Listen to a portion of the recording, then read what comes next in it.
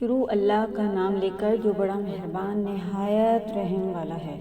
طٰہٰ، اے نبی صلی اللہ علیہ وآلہ وسلم، ہم نے تم پر قرآن اس لیے نازل نہیں کیا کہ تم مشقت میں پڑ جاؤ، مگر ہر اس شخص کی نصیحت کے لیے نازل کیا ہے جو خوف رکھتا ہے۔ یہ اس ذات کا اتارا ہوا ہے جس نے زمین اور اونچے اونچے آسمان بنائے، یعنی رحمان، جو عرش پر جلوہ افروز ہوا۔ جو کچھ آسمانوں میں ہے اور جو کچھ زمین میں ہے اور جو کچھ ان دونوں کے بیچ میں ہے اور جو کچھ مٹی کے نیچے ہے، سب اسی کا ہے۔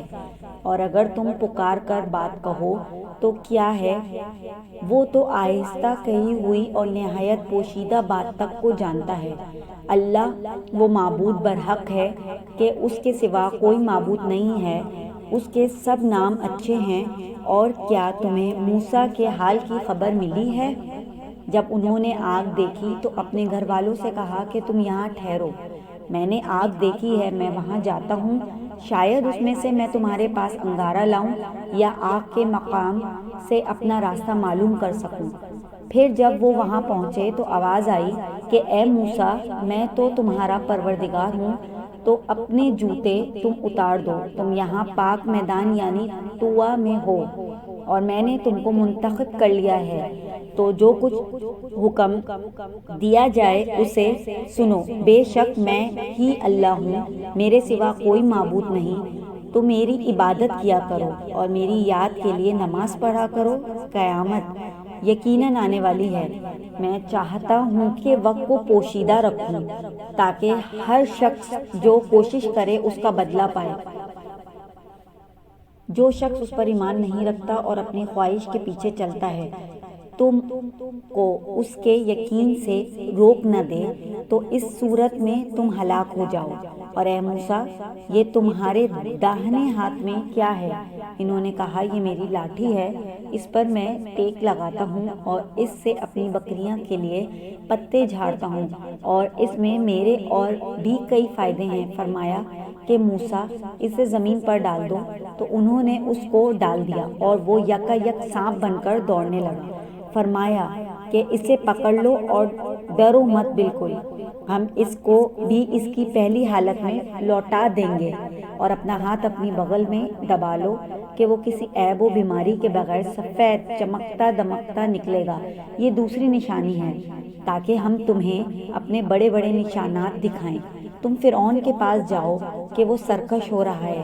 کہا، اے میرے پروردگار، اس کام کے لیے میرا سینہ کھول دے اور میرا کام آسان کر دے اور میری زبان کی گرہ کھول دے تاکہ وہ میری بات سمجھ لیں، اور میرے گھر والوں میں سے ایک کو میرا وزیر یعنی مددگار مقرر فرما، یعنی میرے بھائی ہارون کو، اس سے میری کمر کو مضبوط کر اور اسے میرے کام میں شریک کر تاکہ ہم تیری بہت سی تسبیح کریں اور تجھے کثرت سے یاد کریں، تو ہم کو ہر حال میں دیکھ رہا ہے۔ فرمایا، موسیٰ، تمہاری دعا قبول کی گئی، اور ہم نے تم پر ایک بار اور بھی احسان کیا تھا جب ہم نے تمہاری والدہ کو الہام کیا تھا جو تمہیں بتایا جاتا ہے، وہ یہ تھا کہ اسے یعنی موسیٰ کو صندوق میں رکھو، پھر اس صندوق کو دریا میں ڈال دو اور اس کا دشمن اسے اٹھا لے گا۔ اور موسیٰ، میں نے تم پر اپنی طرف سے محبت ڈال دی، اور اس لیے کہ تم میرے سامنے پرورش پاؤ۔ جب تمہارے ماں فرعون کے ہاں گئی اور کہنے لگی کہ میں تمہیں اس کا پتہ دوں جو اس کو پالے پوسے، تو اس طریقے سے ہم نے تم کو تمہاری ماں کے پاس پہنچا دیا تاکہ تم ان کی آنکھیں ٹھنڈی ہوں اور وہ رنج نہ کریں، اور تم نے ایک شخص کو مار ڈالا تھا تو ہم نے تم کو غم سے نجات دی، اور ہم نے تمہاری کئی بار آزمائش کی، پھر تم کئی سال اہل مدین میں ٹھہرے رہے۔ پھر اے موسیٰ، تم ایک اندازے پر آ پہنچے اور میں نے تم کو اپنے کام کے لیے بنایا ہے، تو تم اور تمہارا بھائی دونوں ہماری نشانیاں لے کر جاؤ اور میری یاد میں سستی نہ کرنا۔ دونوں فرعون کے پاس جاؤ کہ وہ سرکش ہو رہا ہے، اور اس سے نرمی سے بات کرنا، شاید وہ غور کرے یا ڈر جائے۔ دونوں کہنے لگے کہ اے پروردگار، ہمیں خوف ہے کہ وہ ہم پر زیادتی نہ کرنے لگے یا زیادہ سرکش ہو جائے۔ اللہ نے فرمایا کہ ڈرو مت، میں تمہارے ساتھ ہوں کہ سنتا اور دیکھتا ہوں۔ اچھا تو اس کے پاس جاؤ اور کہو کہ ہم آپ کے پروردگار کے بھیجے ہوئے ہیں، تو بنی اسرائیل کو ہمارے ساتھ جانے کی اجازت دیجیے اور انہیں عذاب نہ کیجیے۔ ہم آپ کے پاس آپ کے پروردگار کی طرف سے نشانی لے کر آئے ہیں، اور جو ہدایت کی بات مانے اس کو سلامتی ہو۔ ہماری طرف یہ وحی آئی ہے کہ جو جھٹلائے اور منہ پھیرے اس کے لیے عذاب تیار ہے۔ غرض موسیٰ اور ہارون فرعون کے پاس گئے۔ اس نے کہا کہ موسیٰ تمہارا پروردگار کون ہے؟ کہا کہ ہمارا پروردگار وہ ہے جس نے ہر چیز کو اس کی شکل و صورت بخشی، پھر راہ دکھائی۔ کہا تو پہلی قوموں کا کیا حال ہوا؟ فرمایا کہ ان کا علم میرے پروردگار کو ہے جو کتاب میں لکھا ہوا ہے۔ میرا پروردگار نہ چوکتا ہے نہ بھولتا ہے۔ وہ وہی ہے جس نے تم لوگوں کے لیے زمین اور فرش بنایا اور اس میں تمہارے لیے رستے بنا دیے اور آسمان سے پانی برسایا، پھر اس سے مختلف نباتات پیدا کیے کہ خود بھی کھاؤ اور اپنے مویشیوں کو بھی چراؤ۔ بے شک ان باتوں میں عقل والوں کے لیے بہت سی نشانیاں ہیں۔ اسی زمین میں سے ہم نے تم کو پیدا کیا اور اسی میں ہم تمہیں لوٹائیں گے اور اسی سے ہم تمہیں دوسری دفعہ نکالیں گے۔ اور ہم نے فرعون کو اپنی سب نشانیاں دکھائیں مگر وہ تکذیب اور انکاری ہی کرتا رہا۔ کہنے لگا کہ موسیٰ، کیا تم ہمارے پاس اس لیے آئے ہو کہ ہم اپنے جادو کے زور سے ہمیں ہمارے ملک سے نکال دو؟ تو ہم بھی تمہارے مقابل ایسا ہی جادو لائیں گے۔ تو ہمارے اور اپنے درمیان ایک وقت مقرر کر لو کہ نہ تو ہم اس کے خلاف کریں اور نہ تم، اور یہ مقابلہ ایک ہموار میدان میں ہوگا۔ موسیٰ نے کہا آپ کے لیے یوم زینت کا وعدہ ہے، اور یہ کہ لوگ اس روز دن چڑھے اکٹھے ہو جائیں۔ تو فرعون لوٹ گیا اور اپنے سامان جمع کر کے پھر آیا۔ موسیٰ نے ان جادوگروں سے کہا کہ یہ تمہاری بربادی ہوگی۔ اللہ پر جھوٹ نہ باندھو، وہ تمہیں عذاب سے فنا کر دے گا، اور جس نے جھوٹ باندھا وہ نامراد رہا۔ تو وہ باہم اپنے معاملے میں جھگڑنے اور چپکے چپکے سرگوشی کرنے لگے۔ کہنے لگے یہ دونوں جادوگر ہیں، چاہتے ہیں کہ اپنے جادو کے زور سے تم کو تمہارے ملک سے نکال دیں اور تمہارے بہترین مذہب کو نابود کر دیں۔ تو تم جادو کا سامان اکٹھا کر لو اور پھر قطار باندھ کر آؤ۔ آج جو غالب رہا وہی کامیاب ہوا۔ جادوگر بولے کہ موسیٰ، یا تو تم اپنی چیز ڈالو یا ہم اپنی چیزیں پہلے ڈالتے ہیں۔ موسیٰ نے کہا بلکہ تم ہی پہلے ڈالو۔ جب انہوں نے چیزیں ڈالی تو یکا یک ان کی رسیاں اور لاٹھیاں موسیٰ کے خیال میں ایسی آنے لگی کہ وہ میدان میں ادھر ادھر دوڑ رہی ہیں۔ اس وقت موسیٰ نے اپنے دل میں خوف محسوس کیا۔ ہم نے کہا خوف نہ کرو، بلا شبہ تم ہی غالب رہو گے، اور جو چیز یعنی لاٹھی تمہارے داہنے ہاتھ میں ہے اسے ڈال دو کہ جو کچھ انہوں نے بنایا ہے اس کو وہ نگل جائے گی۔ جو کچھ انہوں نے بنایا ہے یہ تو جادوگروں کے ہتھ کنڈے ہیں، اور جادوگر جہاں بھی جائے گا کامیاب نہیں ہوگا۔ اس پر جادوگر سجدے میں گر پڑے، کہنے لگے کہ ہم موسیٰ اور ہارون کے پروردگار پر ایمان لائے۔ فرعون بولا کہ بیشتر اس کے کہ میں تمہیں اجازت دوں تم اس پر ایمان لے آئے۔ بے شک یہ تمہارا بڑا یعنی استاد ہے جس نے تم کو جادو سکھایا ہے۔ سو میں تمہارے ہاتھ اور پاؤں مخالف سمت سے کٹوا دوں گا اور تم کو کھجوروں کے تنوں پر سولی چڑھا دوں گا، اور تم کو معلوم ہوگا کہ ہم میں سے کس کا عذاب زیادہ سخت اور دیر تک رہنے والا ہے۔ انہوں نے کہا کہ جو دلائل ہمارے پاس آ گئے ہیں ان پر اور جس نے ہم کو پیدا کیا ہے اس پر ہم کو ہرگز ترجیح نہیں دیں گے۔ تو آپ کو جو حکم دینا ہو دیجیے، اور آپ جو حکم دے سکتے ہیں وہ صرف اسی دنیا کی زندگی میں دے سکتے ہیں۔ ہم تو اپنے پروردگار پر ایمان لے آئے تاکہ وہ ہمارے گناہوں کو معاف کرے، اور اسے بھی جو ہم سے زبردستی جادو کرایا گیا، اور اللہ سب سے اچھا ہے اور ہمیشہ باقی رہنے والا ہے۔ جو شخص اپنے پروردگار کے پاس گناہ گار ہو کر آئے گا تو اس کے لیے جہنم ہے جس میں نہ وہ مرے گا نہ جیے گا، اور جو اس کے روبرو ایماندار ہو کر آئے گا اور عمل بھی نیک کیے ہوں گے تو ایسے لوگوں کے لیے اونچے اونچے درجے ہیں، یعنی ہمیشہ رہنے کے باغ جن کے نیچے نہریں بہہ رہی ہیں، ہمیشہ ان میں سے رہیں گے۔ اور یہ اس شخص کا بدلہ ہے جو پاک ہوا۔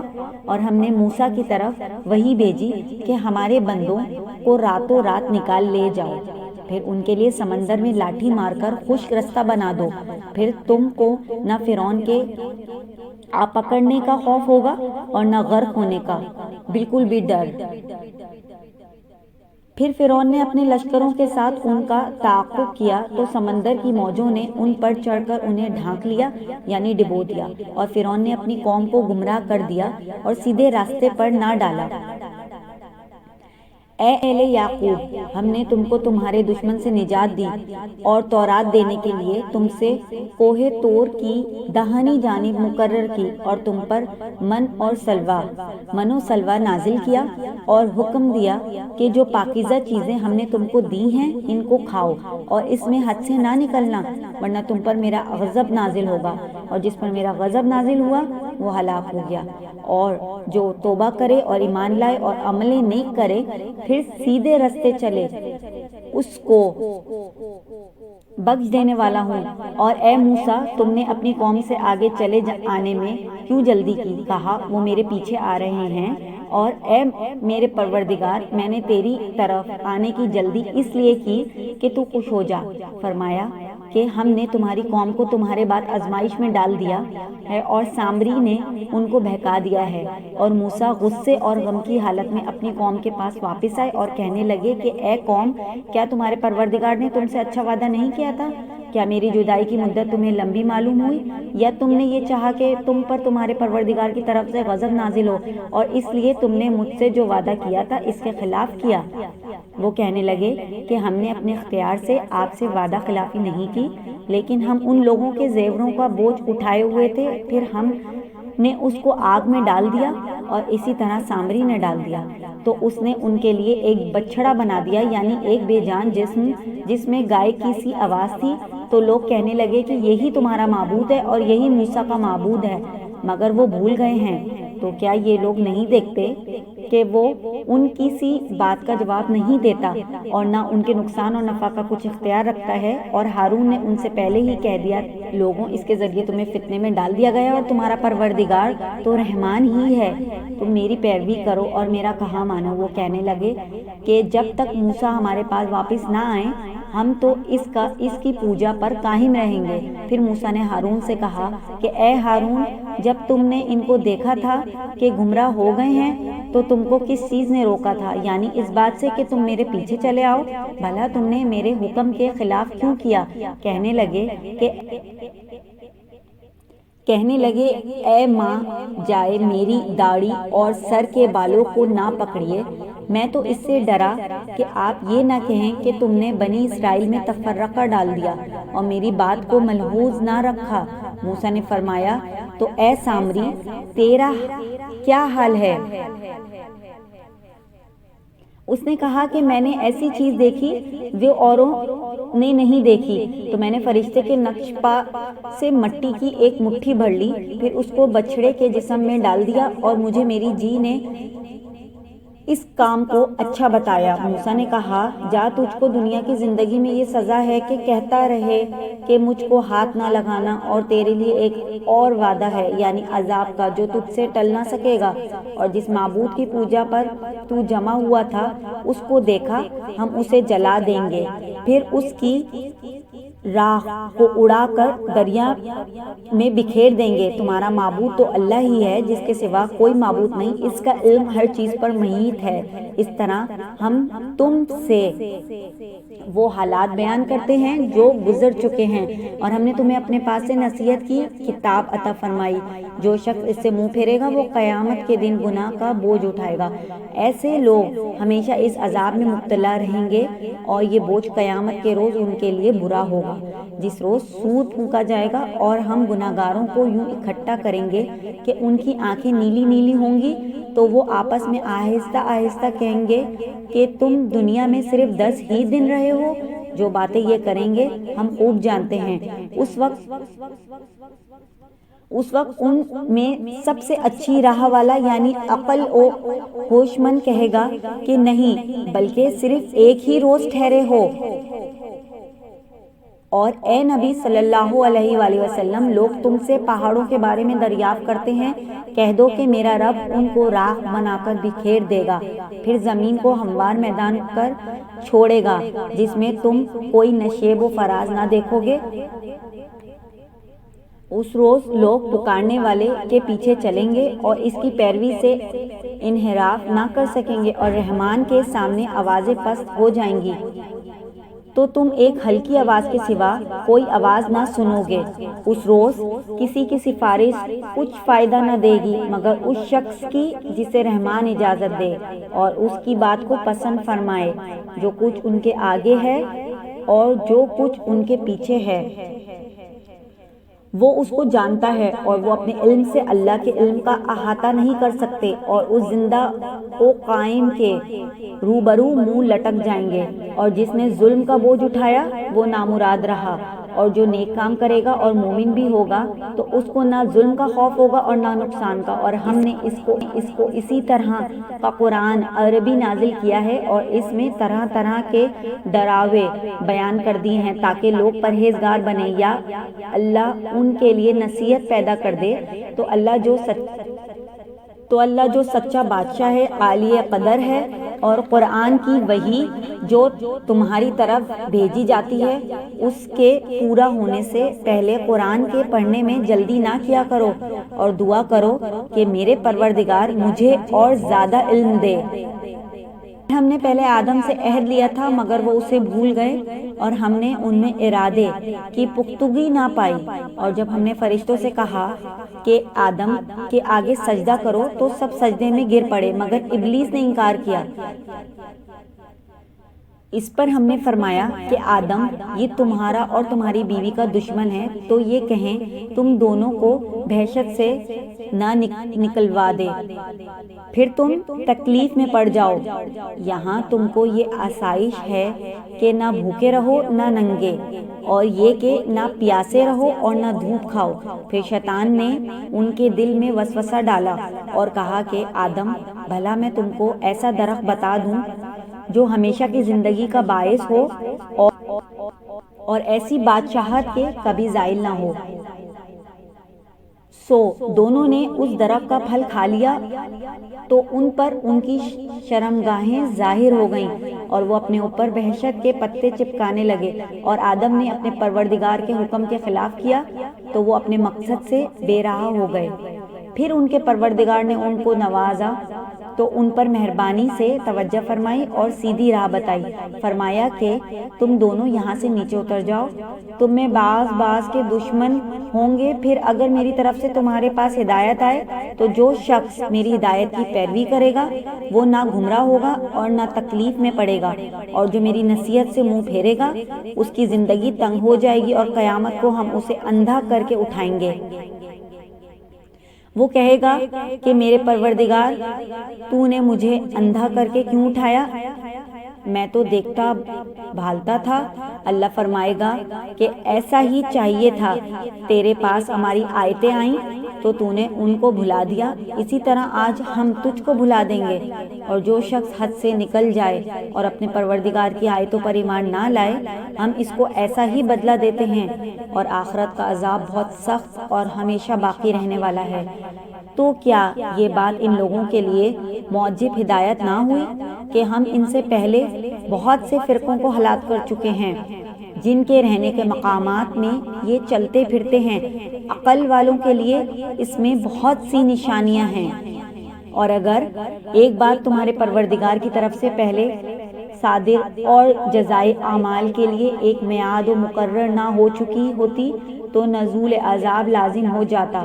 پس جو کچھ یہ بکواس کرتے ہیں اس پر صبر کرو، اور سورج کے نکلنے سے پہلے اور اس کے غروب ہونے سے پہلے اپنے پروردگار کی تسبیح و تمجید کیا کرو، اور رات کی کچھ گھڑیوں میں بھی اس کی تسبیح کیا کرو اور دن کے مختلف اوقات یعنی دوپہر کے وقت بھی، تاکہ تم خوش ہو جاؤ اور کئی طرح کے لوگوں کو جو ہم نے دنیا کی زندگی میں آرائش کی چیزوں سے نوازا ہے تاکہ ان کی آزمائش کریں، ان پر نگاہ نہ کرنا، اور تمہارے پروردگار کی عطا فرمائی ہوئی روزی بہت بہتر اور باقی رہنے والی ہے۔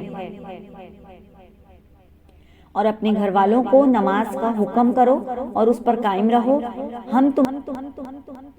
ہم تم سے روزی کی خواستگار نہیں، بلکہ تمہیں ہم روزی دیتے ہیں، اور نیک انجام اہل تقوی کا ہے۔ اور کہتے ہیں کہ یہ پیغمبر اپنے پروردگار کی طرف سے ہمارے پاس کوئی نشانی کیوں نہیں لائے؟ کیا ان کے پاس پہلی کتابوں کی نشانی نہیں آئی؟ اور اگر ہم ان کو پیغمبر کے بھیجنے سے بیشتر کسی عذاب سے ہلاک کر دیتے تو یہ کہتے کہ اے پروردگار، تو نے ہماری طرف کوئی پیغمبر کیوں نہ بھیجا کہ ہم ذلیل اور رسوا ہونے سے پہلے تیرے احکام کی پیروی کرتے۔ کہہ دو کہ سب نتائج اعمال کے منتظر ہیں، سو تم بھی منتظر رہو، عنقریب تم کو معلوم ہو جائے گا کہ دین کے سیدھے رستے پر چلنے والے کون ہیں اور جنت کی طرف راہ پانے والے کون ہیں، ہم یا تم۔ صدق اللہ العظیم۔